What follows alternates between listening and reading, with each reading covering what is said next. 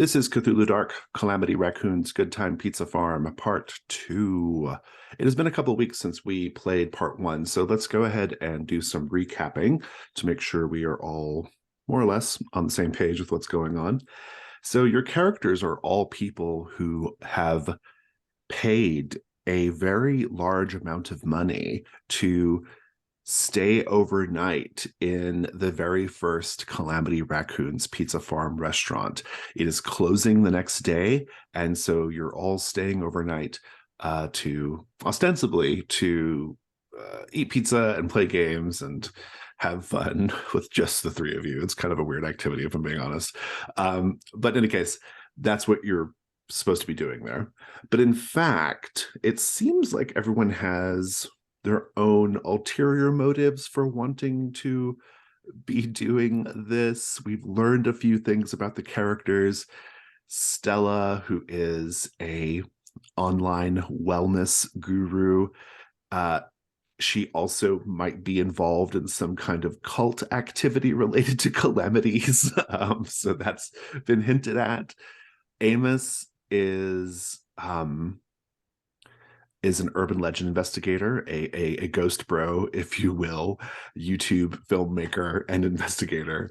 And Amos actually has, if I recall correctly, Amos, didn't somebody die here at Calamities, or what was the deal? A childhood friend went missing. Was it from this Calamities? Yes. Yeah, it was Derek was his name, if I recall correctly. Yep. And then finally, we have Kyle Banks, who is a real estate developer, and it's been hinted really strongly that Kyle is actually involved in whatever's going to happen with this patch of real estate once Calamities is torn down.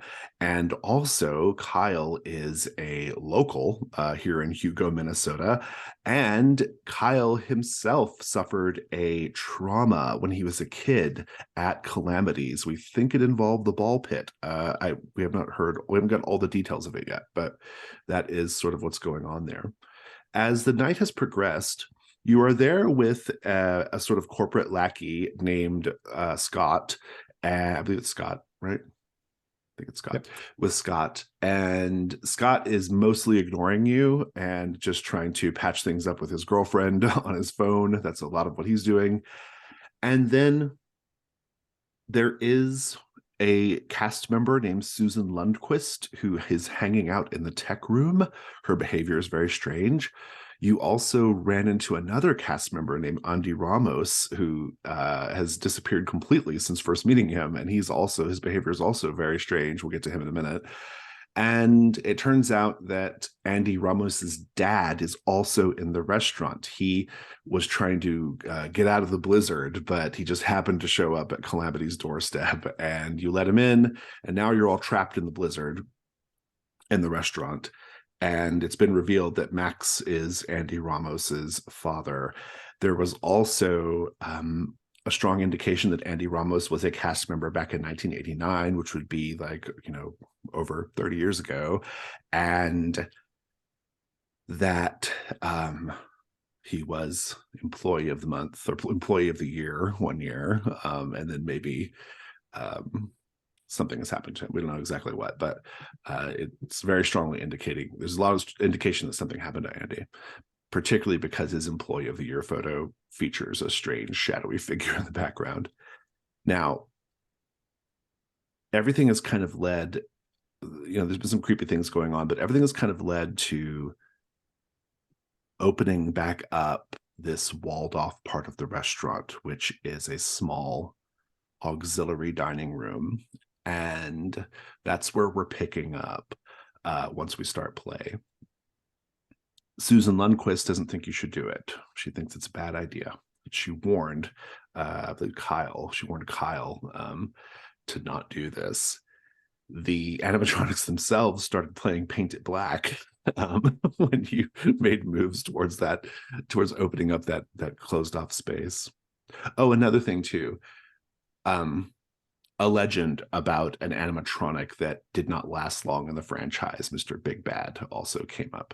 So that was another key thing that happened. Taking a look at the investigators, you are actually all doing okay on insight. Stella and Amos only have 2 still. Kyle, though, is at 4. This game, once you hit 5, much like in Trophy Dark, you have the opportunity to lower your insight, because if you hit 6, you're lost. And the way you do it is by, well, in the game it's called suppressing mythos knowledge, but this is not really a mythos setting, so we'll just say suppressing Calamity's knowledge, and that will be enough um, to get a reduction roll. So, are there any questions about anything before we just dive right in? Okay, take a sip of my coffee.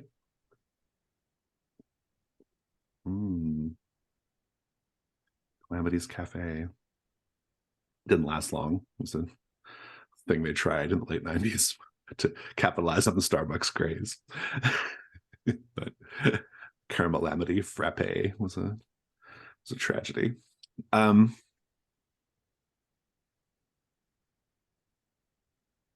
this point, the animatronics are quiet again. Susan Lundquist has gone back into the tech room underneath the stage. And I gather the three of you are using sledgehammers and things to smash open the drywall to get access to. Yeah, how did we come? How did we come? Because I know we were trying to like use chairs or something to try and. Yeah, I thought you got some proper tools at one point, but maybe I made that okay. up. Yeah, I think we went back into the kitchen to see if there was anything in there to. Yeah. Oh, I think we got the meat hooks too. That's what. Yeah. Oh yeah. And there's probably like a fire axe and like who knows what else, right? I'm sure you can find enough heavy objects to just bust through some. This is drywall. Yeah, I'm singing the birthday song while I. Yeah, I'm sure that's not unnerving at all. Eventually, you do crack through it, and a smell when you make that first burst through the hole, the first hole, the smell of, well, plaster and wood, of course, is there, but also a smell that's like stale carpet, body odor, and very, very, very stale Parmesan cheese and red pepper faintly underneath it, wafting in from this hole. If you flash your cell phone flashlight into there, you will see that it is in fact a little dining room. You see chairs and tables. They've got it. They didn't bother to take any of that stuff out. They just left it all in there. But I just want to ask each of you, how does it make you feel when you first pierce through this veil of drywall, when you first manage to open up this threshold? How does it make you feel? I imagine because it was sealed off, it's probably they've diverted some of the heat from it, and so when we crack it open, there's this sort of instant hit of cold air that hits, and I think it's almost cave-like stepping inside, just the quiet and hearing this very distant roaring of snow. It's all very unsettling. On the other hand, this is thrilling. This could be Amos's big break, what they find in here. So I think he's setting up his camera. He's got his big ring light attached to the top, and he's like, "Let me go first. Come on, before anyone. I want to see the dust on the ground. Just let me get a good angle here." I'm excited. This is like secret knowledge. This is intimate Calamity Raccoon knowledge, and I'm here for it. With Everyone my new make friends. an insight roll. Everyone roll insight. Just roll ruin on the trophy roller. Stella got a 6 and is going up. Kyle got a 1 and is not. Amos got a 2 and is not. But Stella, you're going up. How do you feel you are being drawn more into whatever the power is that is in this Calamities? The smell, the stale smell of these stale red pepper flakes and Parmesan, and the cold wafting through this hole out at us. It feels like a time capsule of Calamity's power, that magic, that ability to bring out your inner child. And I'm very excited to see what's beyond this wall. So I think I'm just like diving headfirst into the the feeling of it all. When you step inside, you see a few things. First of all, the space is fairly small. It's only big enough for like 6 little tables, kind of like the little tables in the back of Ben's background, like just 6 of these little tables arranged facing towards a small stage. The small stage has also been boarded up with not, it hasn't been decorated or painted over, but it's just like plywood has been erected around this sort of like half hexagonal stage that the tables and chairs are facing. And there are paintings on the walls, like murals of characters and things. Amos, what do you do? I think I'm going around with my camera trying to get the mural as completely as I can, and keeping quiet, mostly just trying to take it all in. Looking at the murals on the walls, it's just a sort of, it's meant to just be like a kind of cartoon mural for kids, but maybe it has the feeling of like looking at an old cave painting or something as you are flashing your light around. It depicts a character, a sort of big bad wolf character that is tormenting various other cartoon characters. And he always wins. The 3 little pigs don't escape at the end. In fact, it's kind of graphic. It's kind of graphic in the way that like old fairy tales or old cartoons where they were less sensitive about kids' tolerances. The big bad wolf eating the pigs, the big bad wolf eating Red Riding Hood, that kind of thing. Other stories that you don't recognize from fairy tales, the big bad wolf doing things. But at the end, if the mural is a timeline, we see Mr. Big Bad being thwarted by calamities and the Barnyard Gang, the Barnyard Band Gang. So what do they do to Mr. Big Bad in the end? Anybody can answer.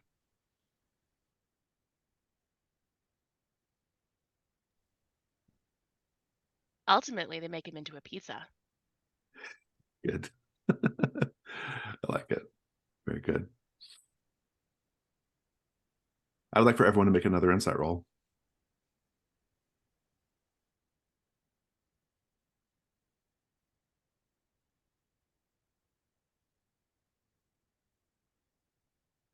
Amos is going up. Stella's going up. Kyle is not. Those of you who went up, how's this mural making you feel?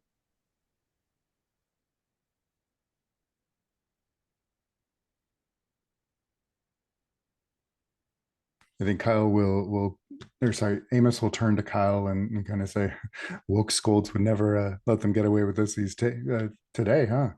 But inside, he's like, "What the fuck? Like, how were they? What were they thinking when they painted this?" Stella is kind of just frozen, gawking at this amazing work of art. This is like standing in the Louvre, and looking at the paintings there. This is incredible. And I think she's just frozen in the moment. Not the Louvre. All right, good. Good. Kyle, what are you doing right now? He's looking at these like dead-eyed cartoons sort of chasing after each other and flaying and turning into pizza and all that. But I think he wanders away from Amos and Stella towards the stage, seeing that it's boarded up.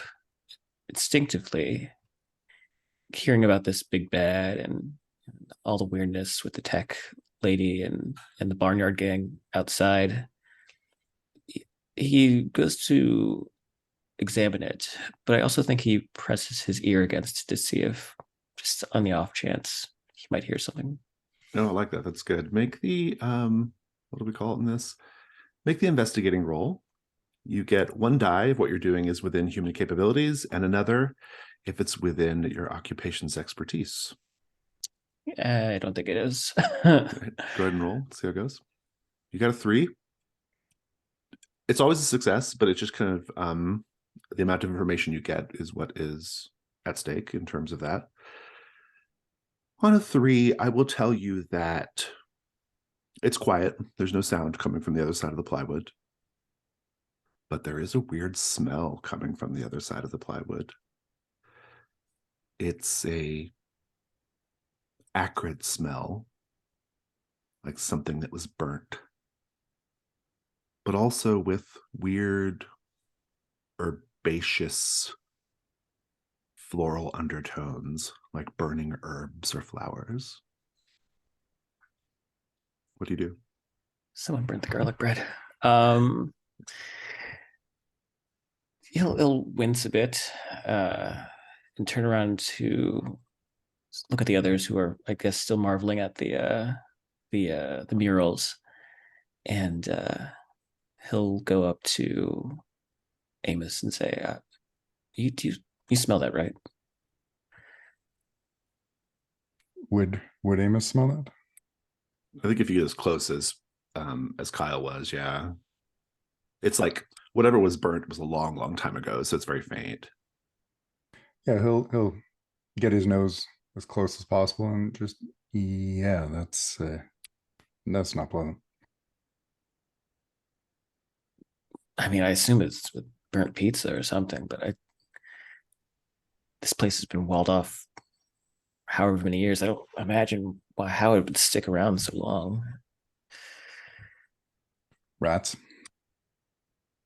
You think they were Carrying making stuff from the main restaurant into here? Oh, yeah. Maybe.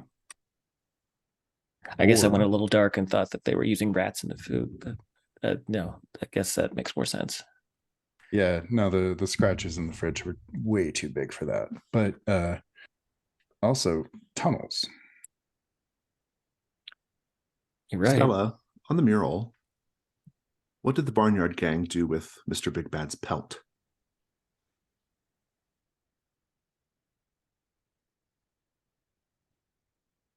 They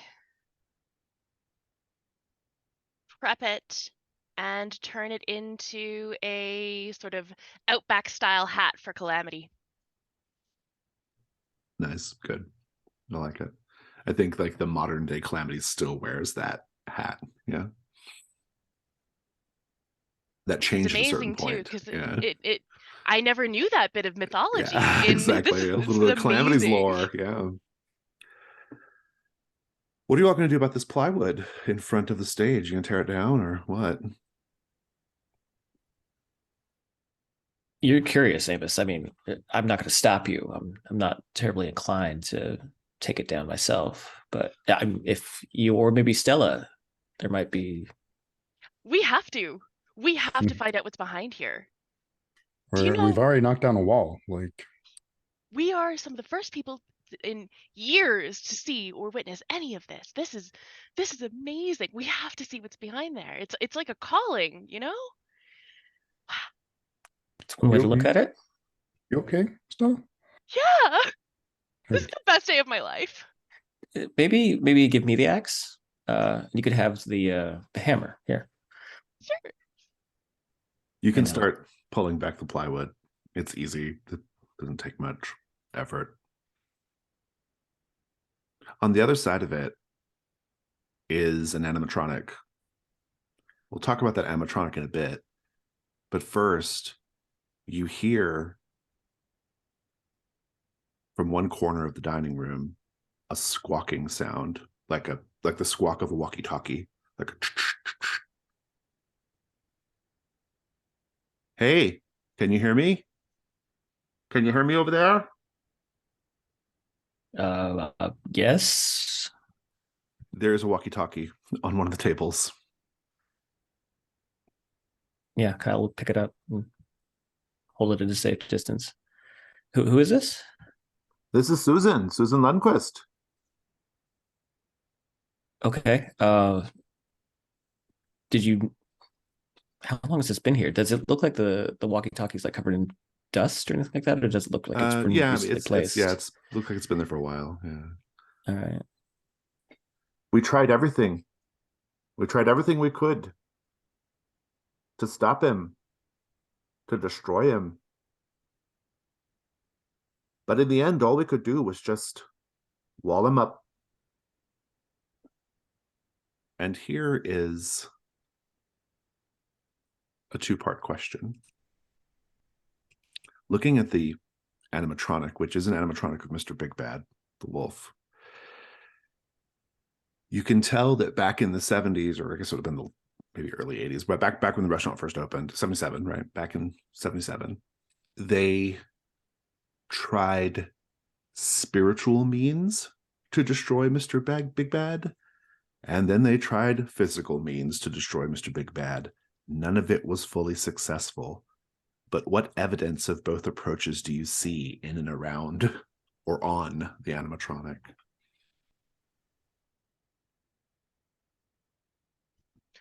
We can see various symbols and sigils carved into the animatronic from a whole bunch of different religions and organizations, just like somebody had stuck a penknife and just carved through it. I think we see on the forehead of this animatronic the symbol of the cross burned into its forehead. And physically, they keep this thing from moving. They nail its feet to the floor. I think we can see some of the wires have been clipped between some of the limbs, but with the shielding stripped off, the inner wire seems to have wound itself together again. Very good. You don't have much time. Well, I want an insight roll for seeing the animatronic, and then I have something else to come up after that. Amos and Kyle are okay, but Stella's going up to 5. I've gotten 3 insight points since the start of this game today, Stella, so that's great. you hear a voice. Hey there, little girl. I'm Mr. Big Bad.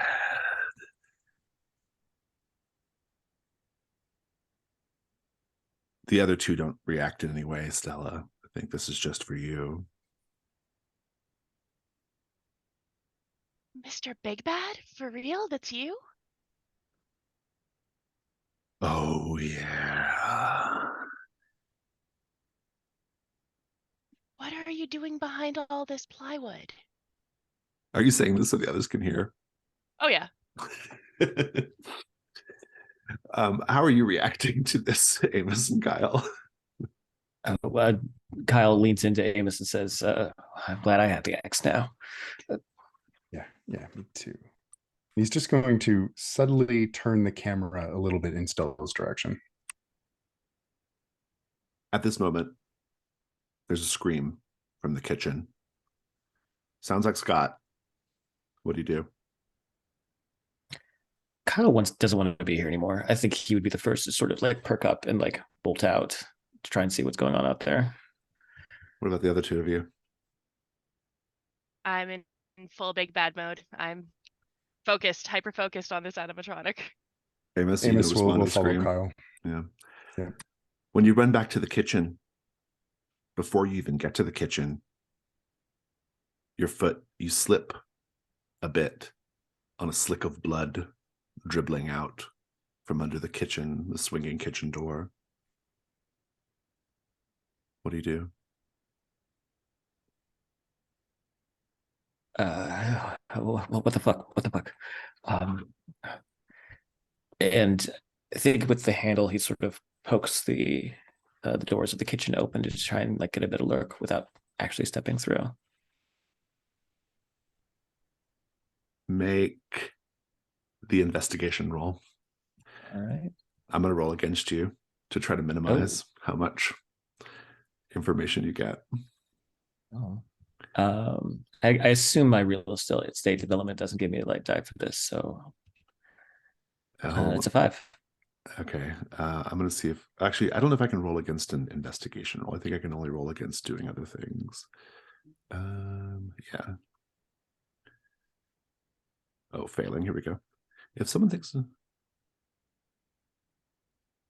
okay, yeah. Yeah, it's only for when you're doing an action. 5, that's really good. That's the best, in fact. You might still not avoid the insight roll, unfortunately, because of what you see, but you see the trail of blood. You see Scott laying on the ground, looking at you with glassy, dead eyes, a look of shock on his face. His head is attached to his shoulders by just a few strands of neck flesh.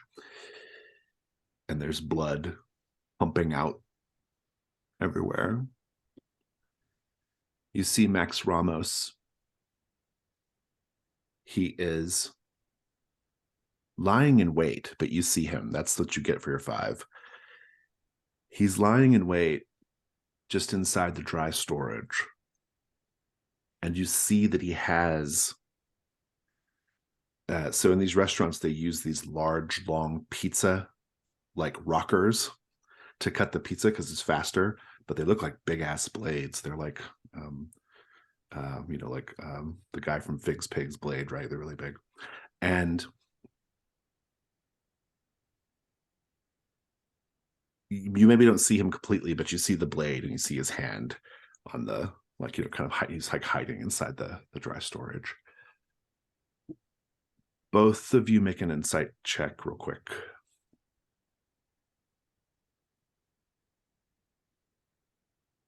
Kyle keeping it together with a 2, and Amos keeping it together with a 1. What do you do, Kyle? Do these doors have like handles, or are they just sort of push? It just pushes open. Yeah. Okay. Because I was going to try and lock it up, but if that's the case, I'm curious: is Amos just sort of filming this, or is he? What are you doing, Amos?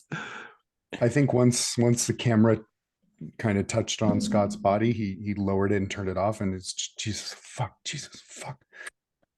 Yeah, Kyle will match that panic, well, what do we do? Yeah, and he'll, like, as he's talking, like, try to keep the door propped open just a little bit to point out where Bax is to Amos, but without like trying to give away the fact that they know where he is. What do we do? Do the doors to the fridge and the dry goods open in or out? The dry goods storage has no door, which is why you can even see him inside. Like, he's hiding like behind the frame of the door, right? You just see his like hand and the blade. The blade is dripping blood. Let's just keep him in there if we can. I'll try to call the cops, and he'll fumble through his pocket and try to dial 911 while still kind of like trying to keep an eye out. You have no signal because of the storm. The landline's in there, and there are 2 doors. I don't know. I don't know what to do. I've never had to do this before. This is crazy, don't you know?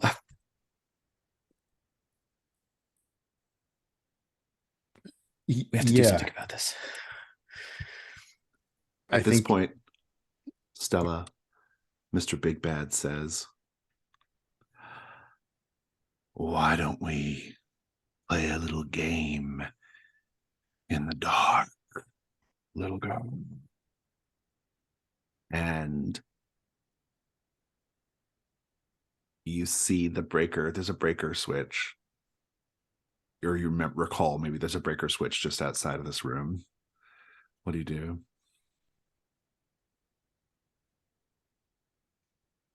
I look down at my bracelet. I have a silver bracelet that has in script written on it, WWCRD. And I think, what would Calamity Raccoon do?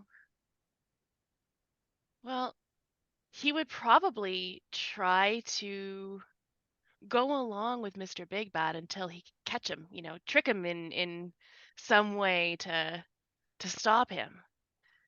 So I'm going to go along with Mr. Big Bad and with my 5 insight, thinking I know what I'm doing. You're gonna cut the power? I'm going to cut the power. Amos and Kyle, you're in the kitchen, and the lights just go out. You're plunged into darkness. There's just a faint red glow of the emergency exit, which is it's kind of like on the same wall as the stage, like back that way. Yeah. And then you hear the scraping of metal on tiles. And you hear Max Ramos in the dark. I don't want to do this. I don't want to do any of this. But he said, if I killed you all, I could have my boy back. This is my last chance. My last chance to get my boy out of there. Out of the fun hole. I'm sorry. What do you do? Amos is going to, I think, grab Kyle's shoulder and point at the door to the tech room and start moving in that direction. Yeah, he'll follow along. I think that he had his phone still in his hand though, and he's been trying to like turn on the flashlight, and so there's just like this like a spotlight showing on as much as possible of the kitchen and Max, but he'll follow after Amos. Max is going to try to hunt you both down. I'm going to make you both roll doing other things. When you want to do something other than investigating, roll dice as in investigating. So you get 1 die just to do it, and then 1 if you if it would be helpful or if your occupation is helpful. However, I think it would be more interesting if you have a chance to fail. And so I'm going to roll a die against you. And if my die is higher than your highest die, you fail. Failing in this context means Max Ramos plunging, burying that large knife inside your neck or clavicle or wherever you can get. And so let's start with Amos. Amos, you've got 2 dice. Do you want to risk insight? You can always add the insight later if you want. I think I'll add it later. Okay. Or you got 1 dice. Is your second? Are you going to get your second die? I don't think my filmmaking expertise helps me here. It's going to help you here either. I got a 6, so good luck. I'll toss an insight die in there. Okay. Got it. There's a 6. There you go. Your insight goes up, but you do escape. And I want to just get Kyle's dice on the table before we continue. Kyle, Right. You get 1. I don't think you're going to get a second die either. Well, here's the thing. So I'm Okay. wondering, because I'm in real estate and because I, sort of involved. Make your case. Make your case. Do I have like sort of a understanding of the navigation of this place to get us to somewhere safer without, getting like you're caught accustomed up? to walking around in dark buildings that haven't had the power Well, just turned this on yet. particular dark building. I've been here before. I'll take it. You got. You have to beat a 4. All right. You do. So, I think if you meet it, you're good. Let me make sure that's the case. Yeah, it has to be higher than your highest. So meeting it, you both will escape.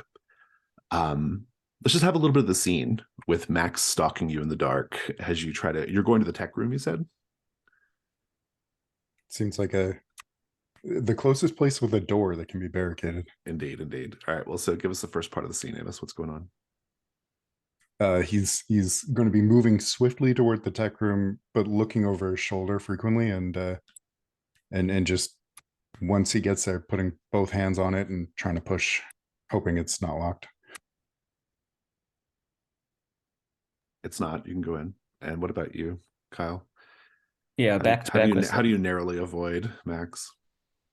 Yeah, back to back with Amos. I think that Kyle is sort of pushing Amos in the direction of the tech room. And when they get to the door, there's that like moment of tension where maybe the door's a little stuck. But as Amos pushes it through, Max tries to swing. And I think that Kyle just, even though he has an axe in hand, he doesn't really know how to use it, but he does know how to use a cell phone. So he just kind of chucks it in his face and tries to like distract him while they go inside. Nice. When you get in there, Susan's in there. You can both see her. We'll get to that in a moment. Stella, what are you doing right now in the dark? I think as the lights go out, you know that moment when a really bright room gets very dark suddenly and your eyes haven't adjusted, it's pitch black, you have sensory deprivation. Kind of like a sensory deprivation tank, which is one of the things that I like to suggest people try. Now, in this moment of absence of vision and the smell of the cheese and the smell of the old red flakes, I think I'm kind of centering myself, and I would like to suppress some knowledge. So you have to actually destroy something to suppress the knowledge. What do you do? I think I'm outside the room now. So I think what I'm going to destroy, but I need to look at that map. I suppose you could destroy Max. You might see him in the dark, creeping around. That would be amazing. That would be what Calamity Raccoon would want. What do you do? Yeah, I'm gonna hit him with the hammer. Because there's probably enough like ambient light coming in from the windows, even though they Yeah. have the snow, to see him. Yeah. I think, he's skulking around in the dark. It could be Mr. Big Bad. I'm not totally sure what's happening. I'm gonna hit him with the hammer. I'm gonna roll against you. You've got one die for sure. What do you think your occupation as a wellness guru will help you club someone to death over the head? I've centered myself. Oh, okay. You've prepared yourself emotionally. Good, I'll take it. You get 2 dice. I got a 4. I got a 6. Very good. Describe the end of Max Ramos. I think I look down and I see the blood as my eyes start to adjust to the dark, and it looks like, I mean, it's black, like black tar almost on this gray floor. And I look up and I see some being. He does look like a big bad wolf with a big fucking knife. And I think I just take a deep, calming breath and take the hammer with the fork bit of the hammer. You know, I don't know what hammer words are. And just drive it down so that it catches into the back of his head. Nice. The claw, yeah. The claw, thank you. Yes, that makes sense. He slumps down to his knees.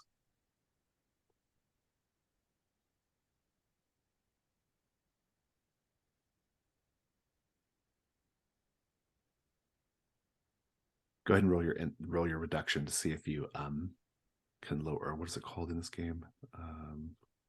Suppress knowledge. Go ahead and do that. You can roll your insight die, and if you get less than 5, it goes down. I rolled a 1, so I knocked my insight down to 4. He collapses down to his knees.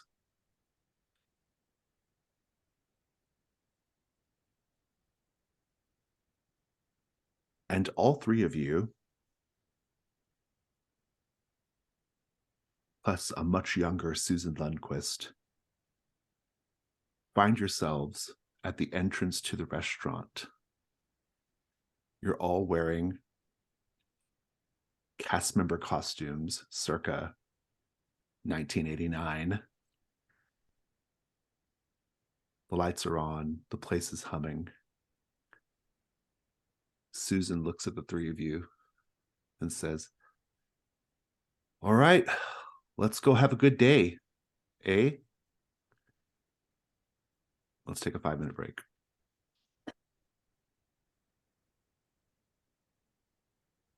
All right, gang, we open up in 15 minutes. So let's get the salad bar laid out and fire up the oven. And we'll do a quick check on all the games, make sure everything's on. And she's kind of going to get things ready. Amos, Kyle, do you see this too? Do we look like ourselves to You each other? you look like your normal selves, yeah. Except you're in this like teenage pizza restaurant worker outfit, right? Little like blue chinos and the checkerboard polo shirt. Little hat with raccoon ears. No, if you want. Your mom has barely managed to get the pizza sauce stains and Parmesan smell out of the clothes. It's a sunny day outside. Looking around, how is it the restaurant? But like, how do you know you're in 1989? What's different about it, or what's different about just the environment? A guy in a Trans Am drives by, and he's blaring, I don't know, some kind of hair metal. Paradise City, right? Yeah, there we go. Yeah. The arcade cabinets are all their original art and marketing. I think they're in the back. Maybe like there was like a little tech rehearsal or something with the band as we were opening up. They were performing "Girl, You Know It's True" by Milli Vanilli. Very good. The irony. Good. I will also tell you that the fun hole is there underneath the stage. It's on. It is a little crawl space underneath the stage that has a strobe light. So kids get on their hands and knees and crawl around under it in the strobe light. It's like a little maze.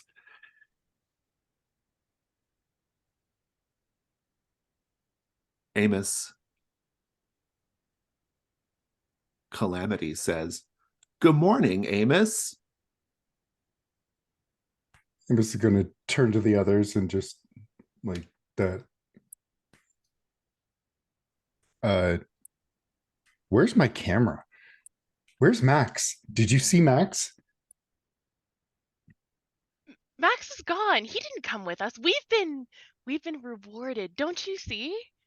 I took out the big bad wolf, and we've been rewarded. Oh my Hi, God, are we Calamity. dead? Are we in hell? Mamma mia, Vincenzo, the Italian pizza chef, says. Mamma mia, you can't kill a Mr. Big Bad. But I did. I killed him, and now we're here. And the barnyard gang, they all kind of like laugh at each other. They laugh like ha ha ha ha ha ha ha. Their mouths chattering up and down as they move left and right. How do we get out of here? Clara Cow says, "Kyle, you better go check on Andy. He's feeling sad today." Oh, they all go. Kyle is on the verge of a panic attack at this point. Just wild-eyed, and I think he's frozen by the entrance, and he's just looking around. Goes, how do we get out of here? Oh no, all those years of speech therapy. And he starts to cover his mouth and feels that horrible Minnesota accent starting to bubble up again. Everyone make the insight roll right now, please.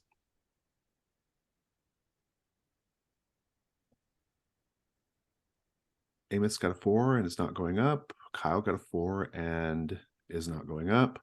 And Stella got a 3. So you're all fine for now. Scott comes around from the back. He's got stacks of cash drawers. and he's going to the merch stand to put the cash in the cash drawers. He's like, hey, good morning, everyone. What's going on here? And Kyle will rush up to him and He's like like, look at what what's he's putting going on here is we're opening up in 10 minutes. We don't got a lot of time to spend here, buddy. You don't remember, do you? I mean, I remember. What are we remembering? And he'll look back at Amos, just trying to like gesturing towards his neck, trying to figure out a way to explain. I mean, I'll admit my memory of all things is a little hazy this morning. I got a little carried away last night, not gonna lie. What year is this, Scott? I went to the Judas Priest concert. It was bitching, or whatever they said in the 80s. I don't know. Pretty great. Scott, what year is it? He's like, are you?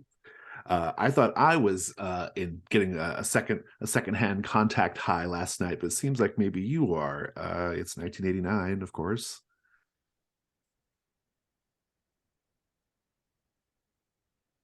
He's speechless. He'll just start to back away. He's like, hey, Kyle, how many fingers am I holding up? We gotta get out of here. Yeah, Amos is just gonna say fuck the hell out of this and try the door. Susan says, well, we can't open the doors yet, Amos. It's not time to open. We got 10 more minutes. Got to keep them locked. If we look back, do we see the opening to the dining hall? I mean, yeah, you can see everything everything is basically the same, except it's all well lit and a little newer looking. But the thing that was walled off is now exposed. Oh, that's still walled off. Okay. All right. Clara says, I don't think Andy's going to be able to hold on much longer. He's really sad. Someone needs to check on him. Who the fuck is Andy? Where is he? Clara, where is Andy? She's like, I don't know. The fun hole? That's where Max is talking about, right? No. We are not going into the tunnel in the creepy Calamity hell. What are you talking about? This is like paradise. If you're insane, it is. You're so weird. I mean, when I was a kid, I always wanted to go into the fun hole. My parents would never let me. Now's your chance. Now is my chance. This is my reward. Yeah, we'll wait here. I want to go into the fun hole. Stella, you go into the fun hole. Meanwhile, Kyle and Amos, you hear Scott say, someone locked the dressing room door from the other side. Can somebody help me get in here? Kyle pushes Amos up closer. No.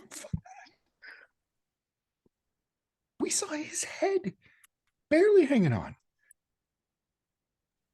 Yeah, but I don't think he realizes that. Ignorance is bliss. I'm not going anywhere near that. Fine, then we'll go together. But I'm not going by myself. Scott's like, I knew it was a bad idea to not be able to unlock this thing from the outside. But, it's like a whole thing, the dressing room, where everybody goes to do their thing. You know what I mean? Do their thing. Yeah. I pick up what you're laying down. I wonder how many little raccoons have been created in there over the years. Right. Maybe you just lead the way. Well, and he's shaking at the door. He's like, who's in there even? Kyle will press his ear against the door again, or not again, but for the first time. But he'll put his ear against the door to try and listen, see if he can hear anything. You hear a very soft weeping.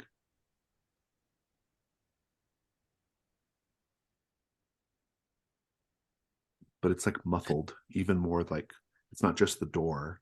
There's something else muffling the sound.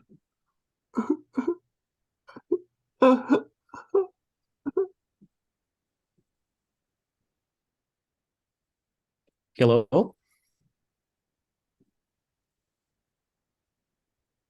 And then you hear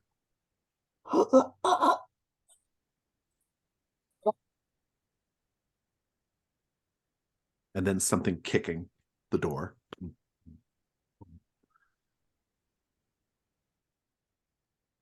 Scott has already got an axe. He's ready to break the door down. When you do, you see Calamity Raccoon, the costume, the big head costume, hanging from the dressing room ceiling. Amos is going to just hesitate for just a second before rushing in and wrapping his arms around the legs and trying to lift. At this point, you are both back in the tech room with Susan Lundquist. You heard some kind of violence outside the door. Max was calling for you, and then suddenly he wasn't. Susan says, "We didn't do right by that boy. We could have saved him. But nobody really understood what he was going through, you know?" What did you just, Susan, did you, Amos, you felt that, right? Yeah, felt, saw, smelled, heard, all of it. Susan, you this boy, you mean Andy? What happened to him in the fun hole? The fun hole. Well, poor Andy. And she has a newspaper clipping. And it's a newspaper clipping that just confirms that Andy Ramos was found hanging by the neck, dead, at the Calamity Raccoons. It was something of a sensational story because he was wearing the costume. Did you feel that too, Susan? The little time slip. Oh, I don't know what you're talking about there, but all I know is you all did a real, real bad thing by tearing down that wall. A real bad thing. This was his last chance to get loose. We were going to be done with him forever. But now he's free again. You got to make this right. You got to fix what you broke. How? You got to go where he is. You got to go in the fun hole.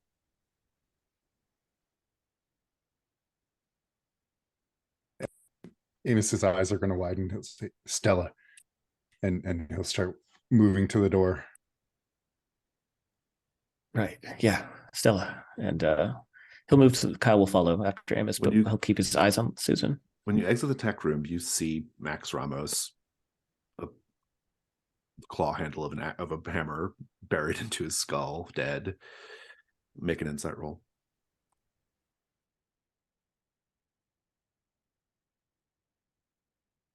Got a 3.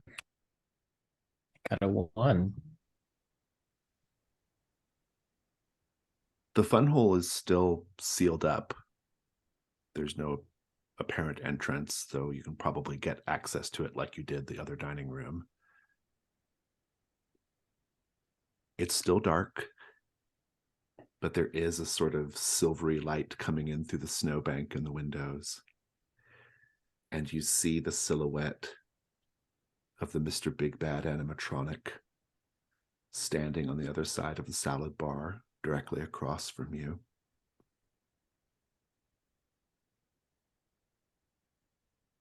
The lights briefly flash on, and all the sounds, and he's not there.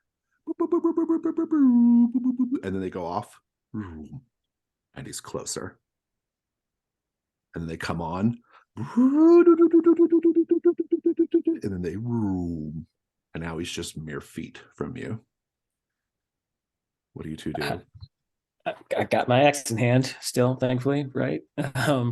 Uh, Backing, calling out Stella's name. It's he trying to figure out where she is, but also trying to like back towards the front door. If we're looking at the map at this point, I think the two of you are kind of like on the outer edge of the dining room by the salad bar, and the animatronic is kind of like right there, like kind of like right there at the entrance to the main dining room by the salad bar. You've got just like 3 tables around you, and then he's on the outside of that little cluster of 3 tables. You hear in the darkness, Calamity speaks to you from the stage.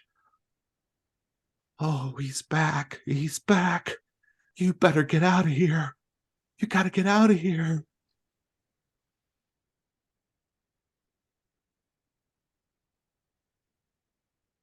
Yeah, still shouting out Stella's name, but Kyle's gonna run towards the front entrance, try to like bolt past Big Bad Wolf. Very good. We'll come back to that in a moment. Amos, what are you going to do? I think Amos is following. That Kyle has the axe. That seems safe.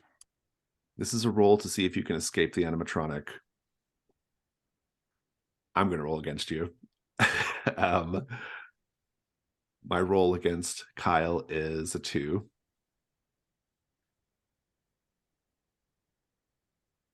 5. That's great. What about you? Let's roll against Amos. Another 2. Handle 1. You're going to add an insight die? I think so. You got a 6 that time. It's going to trigger an insight roll, but I think just this whole like scene is probably going to do that. So for you, Kyle, because you make the first move, you are able to get to the front doors, no problem. Amos, I think you react a little bit, like a little split second too late. And as you're running past, you just hear in your head, "Where are you going, little boy?" And you feel like this metal hand grabbing the back of your shirt. What do you do to get free?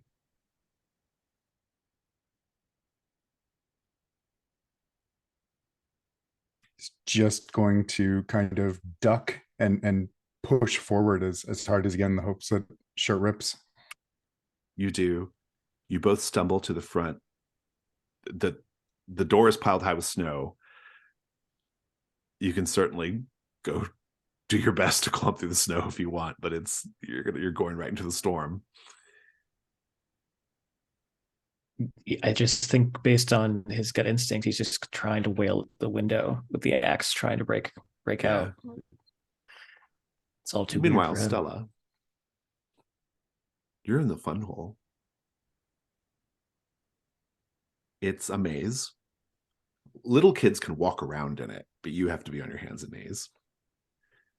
And as a little side note, I worked in a really, really old Chuck E. Cheese's, and we had one of these.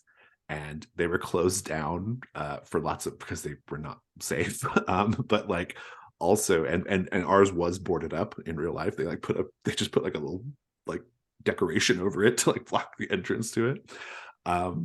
But there used to be all kinds of like weird stories about what would go on in these tunnels. I would like for each of you to share a urban legend you've heard about the Fun Hole tunnels and what used to happen in them.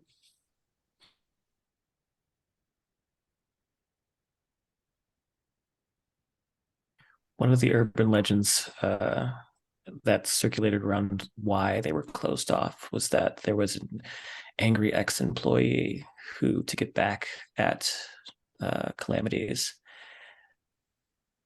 spread broken glass throughout some of the tunnels. Stella, you feel cuts in your hand and your hands and knees as the strobe light, it makes your movements look really slow, right? and you put your hand down, and there's just a big shard of glass sticking in your palm and blood dribbling down. Amos and Stella, what stories have you heard? I heard stories of some young employee who didn't have anywhere to live, a homeless person or houseless, I suppose, would sneak into the tunnels just before or just after close and live in them between shifts. Nobody ever knew that he was there. You come around a corner, Stella, and you see in one little like passage there is what appears to be like a little campsite. There's like a bedroll and like a little makeshift table and even like a little cooking stove down in the tunnels and some porn magazines. Amos, what urban legend have you heard? That the tunnels actually used to be part of the sewer system in the area before it was upgraded. And so if you find the right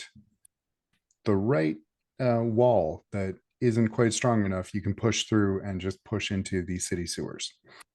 And that's why it sometimes stinks. Indeed. Stella, at one point you see someone in one of the there's someone down there with you on their hands and knees.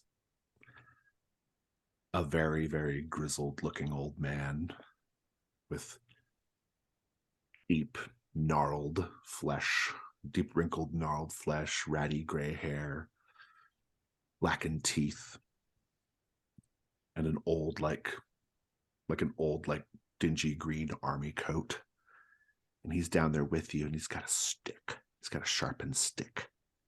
And he's like, "Come here, little girl. Let me poke you with my stick." And he is crawling toward you, but it's like this really like slow motion crawling because of the strobe light, right? He's making good time, but it doesn't look like he is. And he's got a stick. He'll poke you with the stick. What do you do, Stella? I'm going to shimmy my way back to that campsite kind of as fast as I can and see if there's anything there I can use to protect myself from I like that. this. Let's have a die roll. You get one light die for sure. If you can make a case for another, you can. I'm going to roll against you. I got a 3.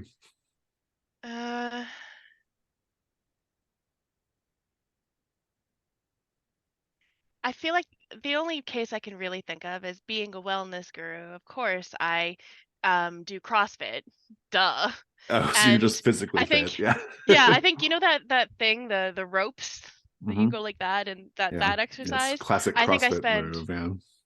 so much time doing that when I grab maybe the pole of the tent, Mhm. I can start whipping it up and down like that, and it's making like this really loud noise, and it sounds pretty intense. So I'm probably pretty scary. I love it. Go ahead and roll 2. I'll give it to you. 6. There you go.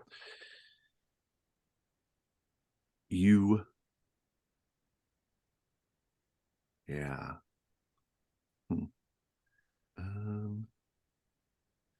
You do too well, and you may get a glimpse of the horror.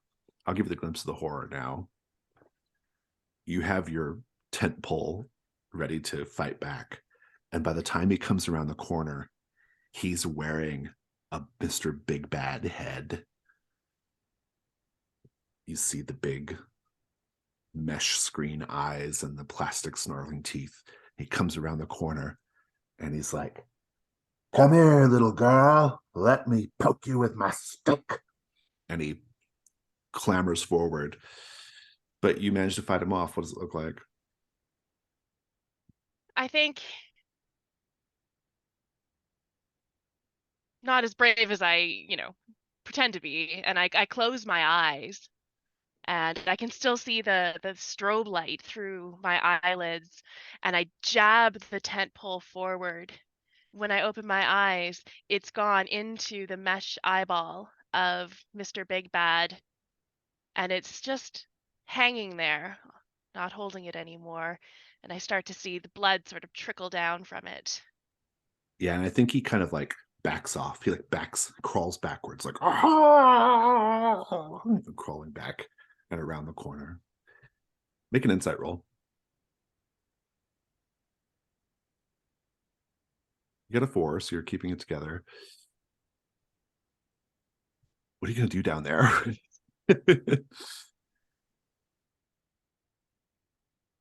I'm going to pull the tent pole out of the eye socket of Mr. Big Bad, and I'm going to take his head.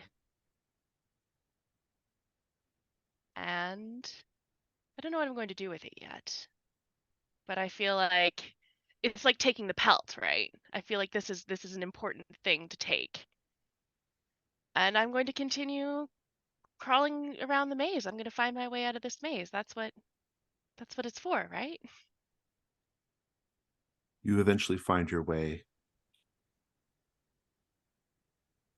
to a metal grate, a circular metal grate in the wall. What do you do? I'm going to sort of shimmy myself backwards and then kick at it with my Indeed. cool CrossFit shoes. Kyle's wailing on the glass with an axe.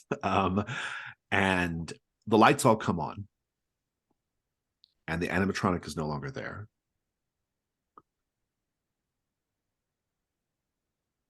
Susan is standing in the door of the tech room, which is directly across from where you're at. And she hollers and she says, "You can't go yet. You got to finish what you started." Like hell I do. And he's just gonna keep trying to whack at it. Indeed, indeed. Amos, what do you do? He's gonna be looking around carefully for anywhere that the animatronic could be hiding, and just finish what did we start, Susan? How do we finish it? If you glance into the hidden room, you'll see the animatronic standing there in its spot where it's supposed to be. Susan says, "You got to go in the fun hole. You got to go in the fun hole. You got to help those kids, those little babies."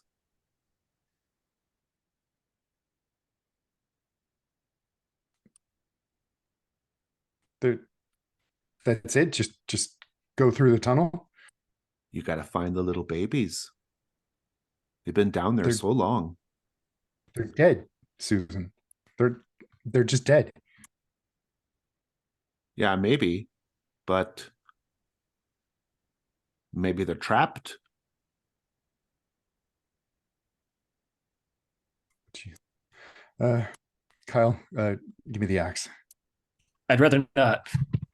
Then come with me. Kyle will stop trying to crack open this glass, which is remarkably strong. There's probably a few like slashes in it, but it's for some reason Spider even webbing, given yeah, its strength. yeah. Yeah, it's just not managed to break though. But he'll turn, realizing that this is hopeless, and he'll concede to Amos and say, "Fine, I'm keeping the axe though." Right. I should hold the camera anyway. Really? It's all we got.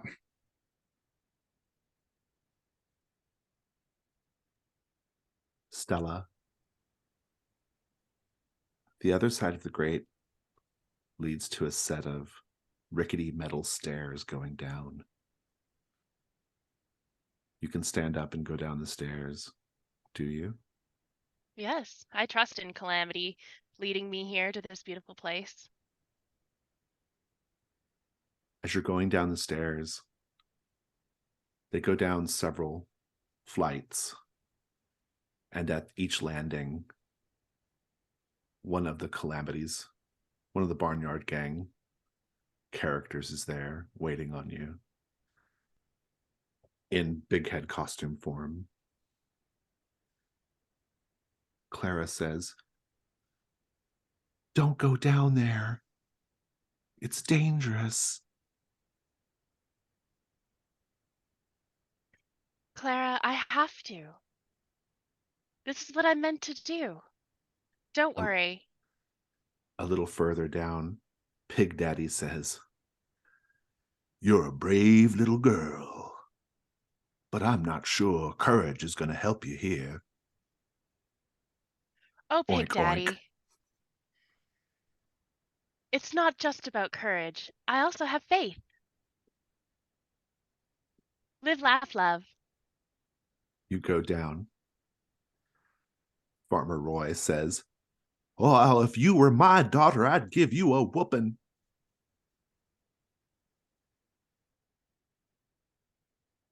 Oh, Farmer Roy. If only I had a parent like you. Vincenzo says, "Mamma mia! Mamma mia!" Vincenzo, you were like the uncle I never had. Thank you for supporting me in this. And finally, Calamity.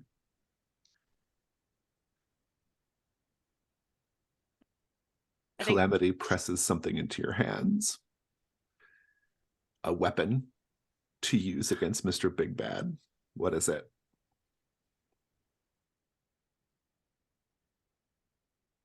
I think it's a, you know, the guns in arcade games, the like the plastic orange guns. It's one of those. He says, "Here, take this. It won't do anything, but maybe it'll make you feel better after Mr. Big Bad is, well, does what he does." Calamity, I've killed Mr. Big Bad once with a hammer. I can kill him again. Thank you. Thank you for this wonderful gift. This wonderful gift of being here, of talking to you. And they all My begin soul singing feels the happy lighter. birthday. They begin singing the happy birthday song. You can hear it echoing My down the faith. stairway. Meanwhile, the two of you have managed to peel open the fun hole. There's no strobe light anymore. It's just a dark tunnel. What do you do? Well, like you said, you're the one with the camera. You go first. Wait, you're the one with the axe. Yeah, but my axe doesn't have a light on it. And we'll turn on the big light and start crouch down and start heading in. The funnel's not that big. Stella's interpretation of it was much bigger than it is actually, than it is in actuality. It's just a little tiny maze for toddlers. You can crawl around and see all of it pretty quickly. But there is a grated off portion. The grate has been kicked open, and there are some stairs going down. That part's real. Stella? Stella, all you hear is the birthday song. I'm singing along loudly. Happy birthday, happy birthday, happy birthday. I don't even know how it goes. Down on the farm, happy birthday, happy That sounds right. birthday. Yeah. Let's go to the birthday barn, right? Yeah. Do we hear her singing? Yeah, you hear Stella. You don't hear the rest of the barn Okay. gang. Yeah. But you do hear Stella singing the happy birthday song down below. Well, I think we know where she is. Yeah. Yeah, just don't go far with the axe. Happy birthday, happy birthday. As you step inside, there's a door there, Stella. It says the birthday barn on it. I've made it. When you I've go made in, it. when you go into the birthday barn,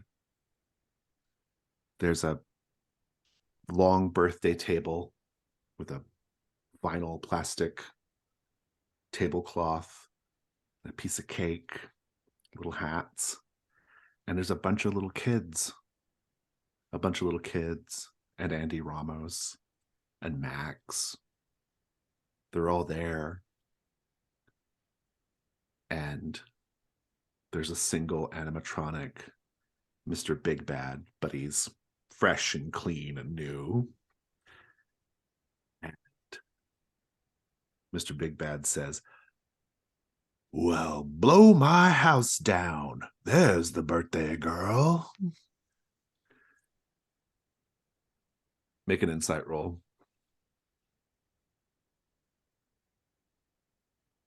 You got a 5. You're going up to 5.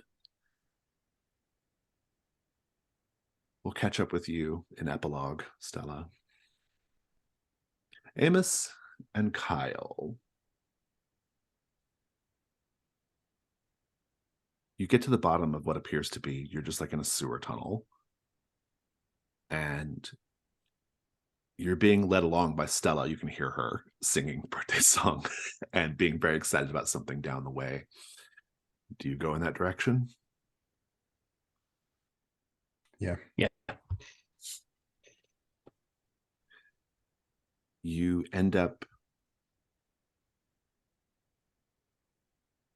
there's just like a little, it's just like a dingy, mucky wall that's been busted open, like a tunnel.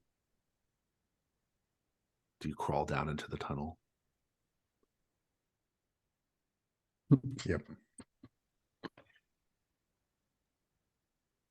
Kyle will actually let Amos go in the tunnel, but I think he'll wait outside until Amos actually calls out to him. Amos, you crawl down into the tunnel.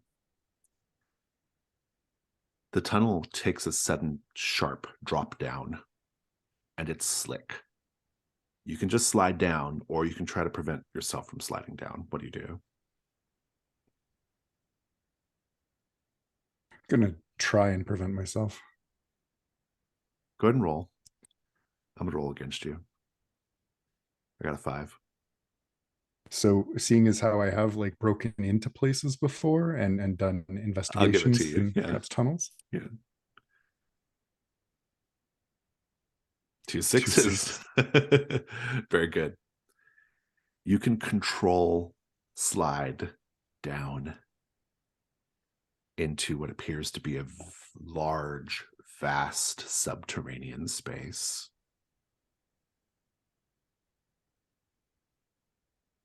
You see all around are like tubes, glass tubes filled with fluid. And inside there are people in the fluid. You see their shadows pawing at the glass.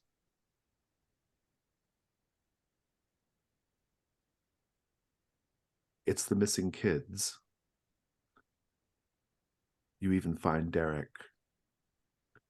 Roll insight.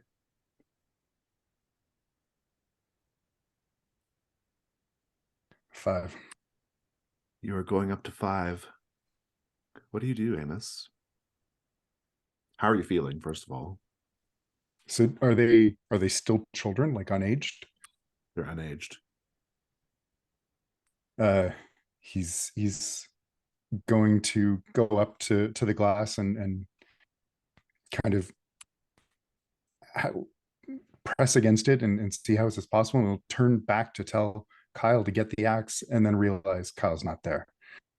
And just, you're fucking kidding me. And he'll go back to the tunnel. Kyle, get down here now. I found them. Kyle, what do you do? I hear that. I hear that. Yeah, he'll look around and not wanting to be alone in these strange tunnels. I think he'll step inside and try to slide in as well.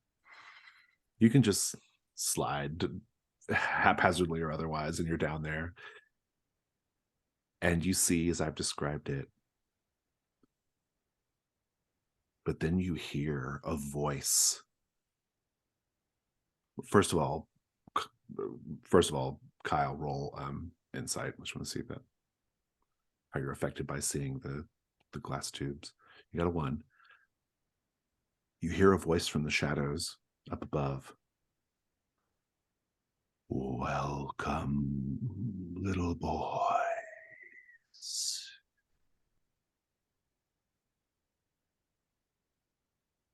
Make another insight roll, both of you. Finally, mine goes up. You're up to a 5 with a 5. And Amos, you're holding it together. What do you do when you hear this voice that fills the space all around you, coming from the darkness up above? The place is otherwise kind of dimly illuminated by this fluid in these tubes. Going to shine the light up in the direction of the voice and kind of hiss to Kyle, break the glass. I think with that roll on the insight, Kyle is just too taken aback by the ghoulishness of everything and is sort of frozen in place, holding the axe still, but he's looking up at the light and looking at the tubes, and none of this makes sense to him.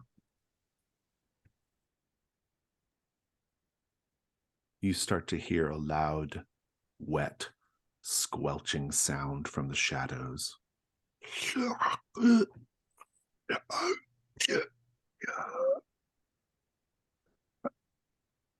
Something is coming down.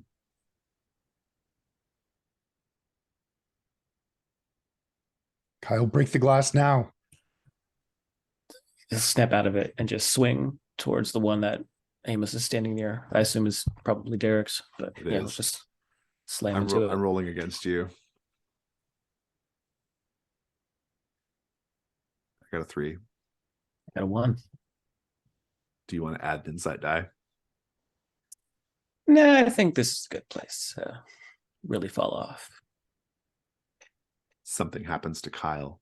Kyle goes to smash the glass, and you just see something in the shadowy darkness loop around Kyle's neck and pull him straight up into the darkness. The axe clambers to the ground. Amos, what do you do? Actually, roll insight, Amos. Let's see if this does you in. You got a 2, keeping it together. What do you do, Amos?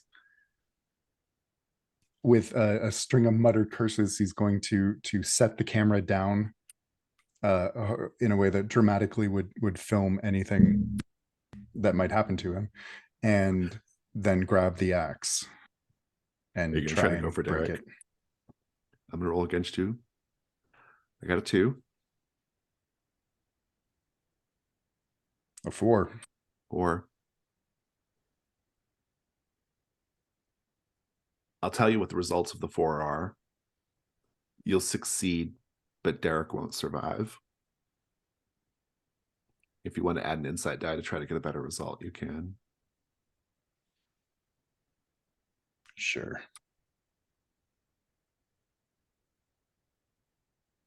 You could roll the light die as well. Still not. Not great. I don't know if you can keep doing it. I think you have to stop once you do it once. Pretty sure. I don't think this is like this is not like Trophy Dark. You may roll as many times as you'd like. Yeah. I think you have to keep adding more insight though. Yeah. Oh, interesting. Where is it at? Trying again. Trying again. That's right. Oh, interesting. So I guess you can just keep doing it. Yeah. Do you want to? I'll give it one more shot. Right. There's a 5. 5. That'll do. Describe how you rescue Derek. A few quick chops of the axe till the glass starts to break, and then he's just going to take the butt of the axe and slam it into the crack point and hope that opens it wide. Derek comes spilling out of this milky white fluid and coughs up the fluid. What do you do then? Was it just Derek in that one It tank? was just Derek in that one tube. Gonna go for another tube. Oh, very interesting. Derek, he coughs up and the fluid like dribbles off of his eyes, and his eyes widen in terror, and he clutches your neck and he points up, and you see Mr. Big Bad descending down upon you. Make one final insight roll. 4. We'll go to epilogues. Let's take a 5-minute break. Think about your character's epilogue. Try not to implicate any other character in your story. Yeah, I'll see you in 5. Epilogues. Whoever wants to go first, take it away. We see a dark room, boarded up. Stage is still open. You see the animatronic of Mr. Big Bad still moving, kind of clicking and whirring, but really slowly. Stella's sitting at the table. She's got a big smile.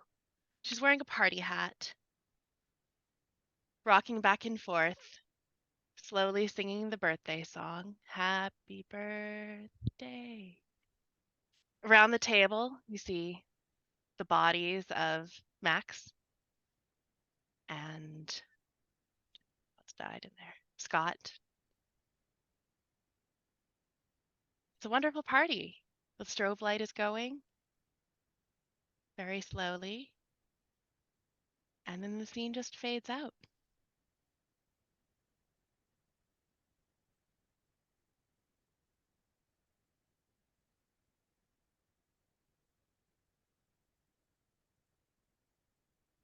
Still waffling on just how this will look like, but I think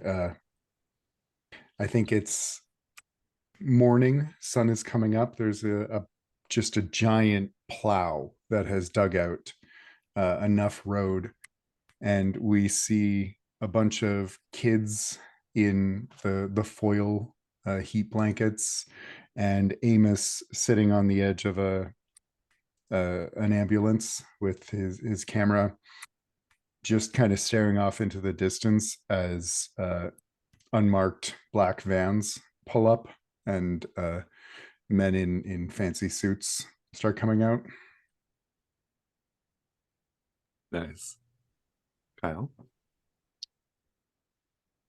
We cut to that carpet, that galactic carpet that is on the pattern, that pattern that's on the runner in Calamities.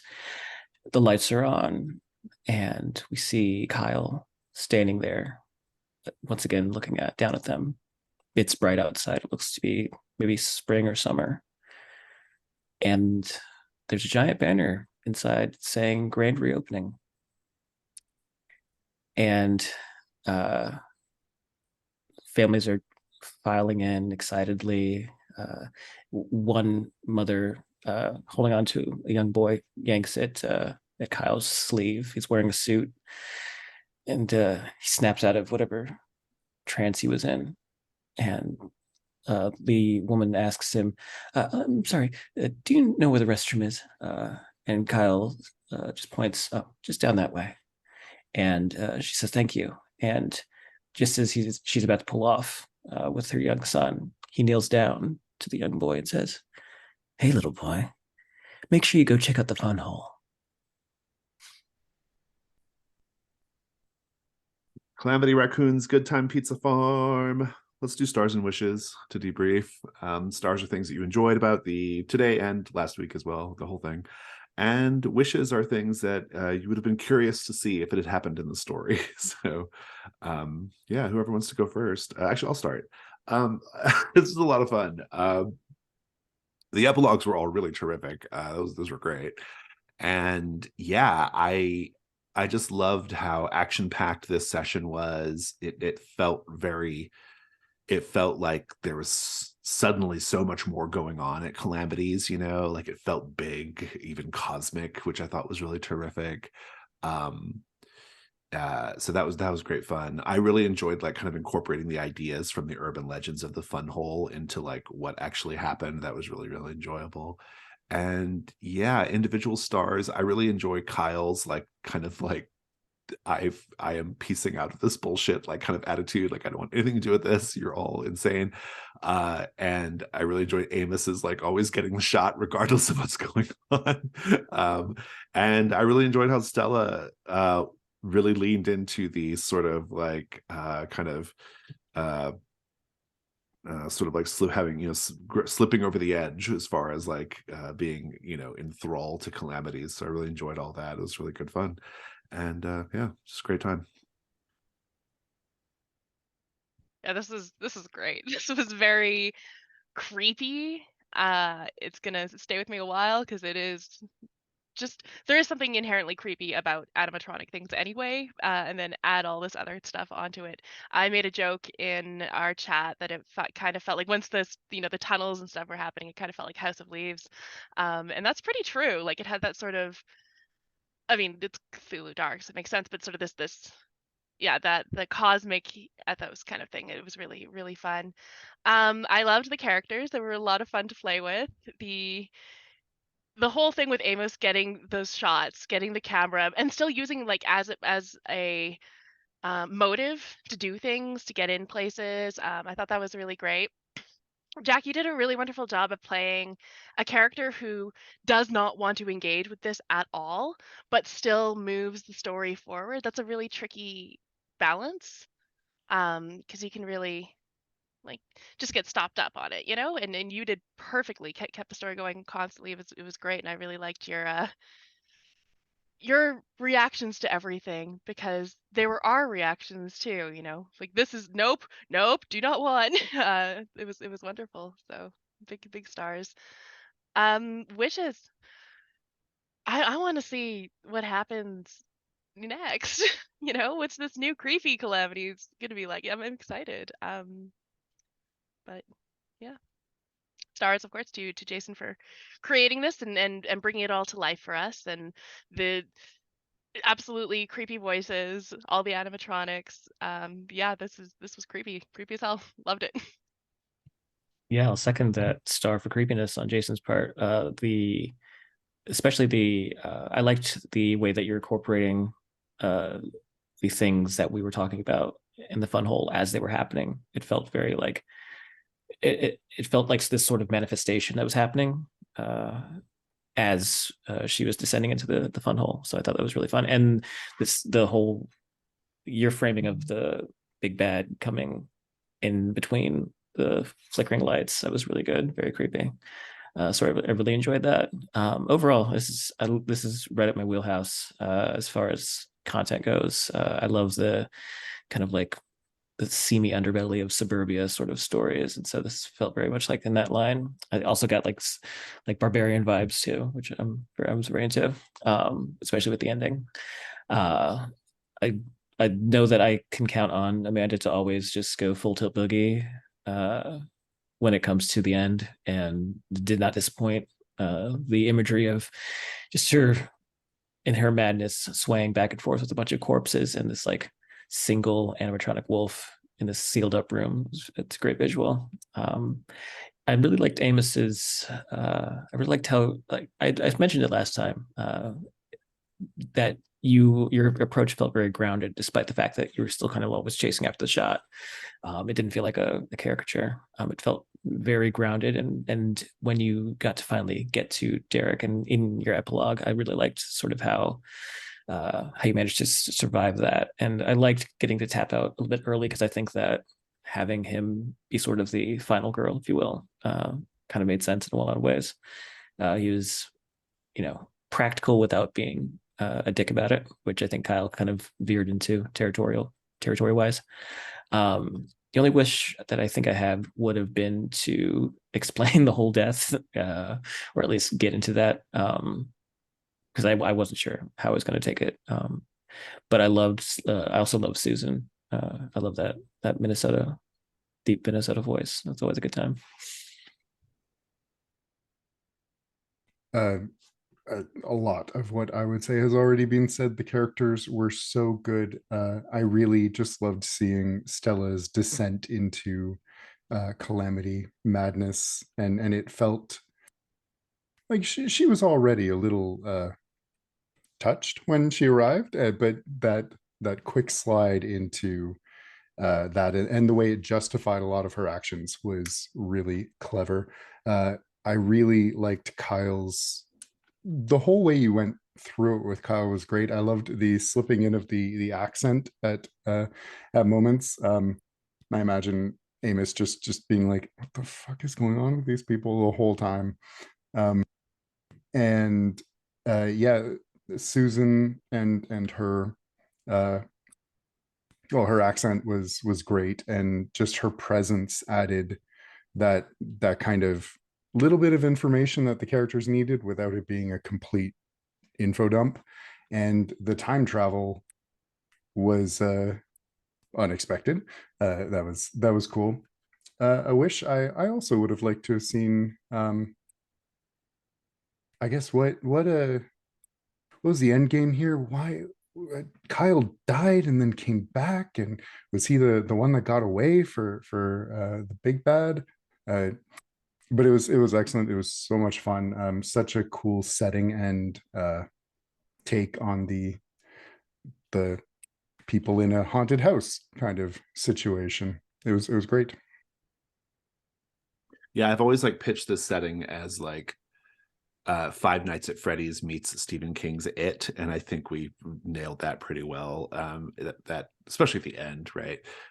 So that all came through really great. My wish, you know, I like I don't really have any like wishes because I love how the story came out, but I will say that I think it would have been interesting if the three of you had made like a concerted effort to like defeat Mr. Big Bad like they did back in 1977. Like I thought that would have been kind of cool, but I still like where the story went. I think the sort of like more Lovecraftian approach of like we're all just going to go walk up into the horror and go mad or whatever, like that's also a good outcome. But it would have been kind of cool to see a like, okay, let's make a plan of what we're going to do with Mr. Big Bad. That would have been fun too. So that's the only other thing there's one thing I think of really. So I think in a way that was what Kyle and Amos were trying, because that's what Susan said. Yeah, it was more like ad hoc, I think. But yeah, but I think, but basically once Stella made the decision to like kind of be gone and lost to the group, I think that kind of like really like affected like how it could play out ultimately, you know. And like I said, it wasn't bad, but it's interesting. I've run this before, and like I've had it be before where like the players like make like a like, okay, here's our plan for defeating Mr. Big Bad. We're going to do a ritual. We're going to do this, you know, like that's always it. I think it just kind of depends on how you're playing the characters and kind of how you're interacting with it. But I like this version. This was a much more like Lovecraftian horror version, and I thought it was really fun. So yeah, it's good. Cool. Well, that was great fun. Anything else before we go? Okay, well, I'm gonna wave goodbye.